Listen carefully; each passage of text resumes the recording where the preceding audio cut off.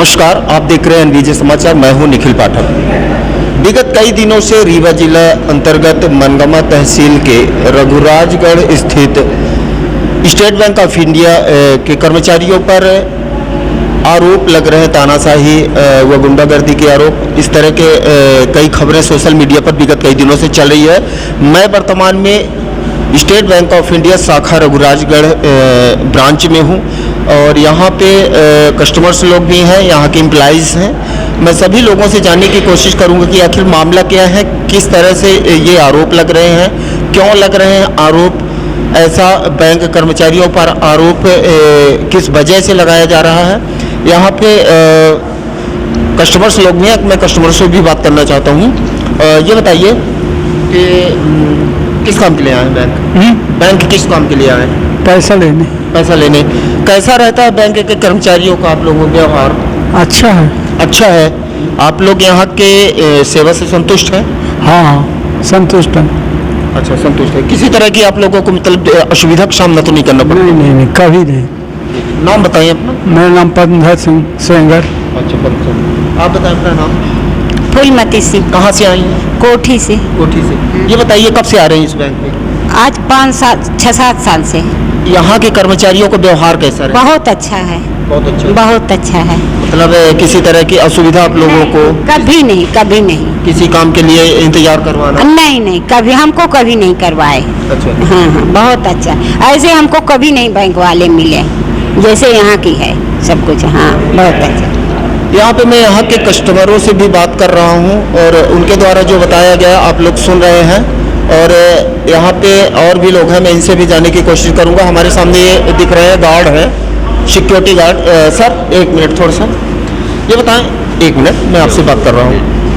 Bank पर आरोप लग रहे हैं, सोशल मीडिया पर खबरें चल रही हैं कि यहाँ पे कर्मचारी तानाशाही करते हैं, गुंडागर्दी करते हैं, क्या कैसे, इस तरह की खबरें बहुत दिनों से चल रही है सोशल मीडिया में। क्या मामला है? ऐसा कुछ नहीं है। कस्टमर को बराबर जो है डील किया जा रहा है, कोई अधिकारी से कोई दिक्कत नहीं है। कस्टमर खुद ही जो है गलत काम यहाँ पे आके व्यवहार कर रहा है, उल्टा सीधा बोलता है, उल्टे सीधे कंप्लेन करता है। ठीक है कि हम जो है केस ऑफिसर जो दारू पी के आते हैं, ड्रग्स लेते हैं, नशा लेते हैं, ये कस्टमर जो झूठे हवा पे जाते हैं।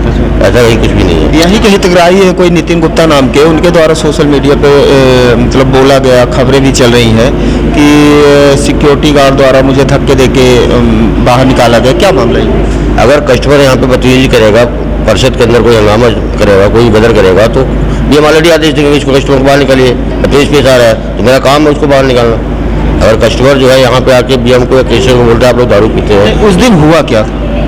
उस दिन खाली वो पैसे लेने आए थे, लेने के बाद उन्होंने बोले काम को जिसका चेक है, 3 चेक है, आप चेक जो है जिसका है उनको बोले कैशी करें तब पैसा मिलेगा। अगर अब उस समय जाए चेक छोड़ के चला गया, किसी ने उसको ये तो नहीं बोला कि आप चेक मत ले जाइए। जब अगला का जो खाता धारक है उसको बताया गया है कि आप जिसका खाता है उसका खाता तभी पैसा निकलेगा लेकिन कैशी करेगा।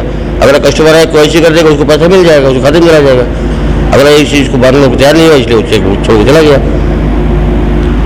यहाँ के मैंने सिक्योरिटी गार्ड से भी बात करवाया, आप लोगों ने उनकी मुंहजुबानी सुना कि आखिर मामला क्या है। मैं यहाँ के कर्मचारियों से और शाखा प्रबंधक जो हैं उनसे मैं बात करने की कोशिश करूँगा और कैमरामैन से मैं रिक्वेस्ट करूँगा कि मेरे पीछे चले आए।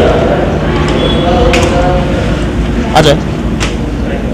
नमस्कार सर, सोशल मीडिया पर खबरें चल रही हैं क्या कैसे कि बैंक के कर्मचारी तानाशाही पूर्वक व्यवहार करते हैं और मतलब लेन देन में लेट करते हैं, क्या मामला है? देखिए, ये ज़्यादातर कंप्लेन एक ही आदमी की आ रही है, नितिन गुप्ता, जो बैंक के बगल में जिन्होंने दुकान खोली हुई है।